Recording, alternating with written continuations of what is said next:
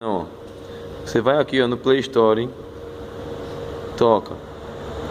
Aí espera para abrir, aí você vai aqui, ó. Aí vai no meus aplicativos.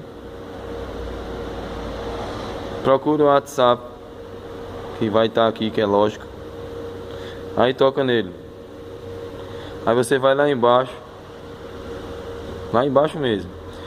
E tá vendo essa tela aqui? Eu não vou botar o carro aqui em sair não, porque senão vai sair do negócio que a gente acabou de fazer.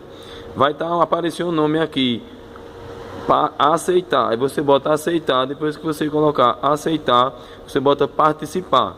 Quando você colocar participar, tem que esperar um minutinho, poxa, que é para ele carregar o sistema.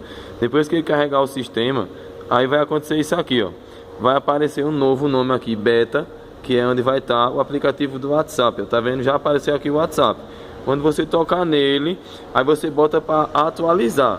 Como eu já atualizei aqui nesse telefone da loja, não vai precisar. Quando você colocar para atualizar, aí o que acontece? Que já vai estar atualizado, você toca no WhatsApp, escolhe qualquer pessoa.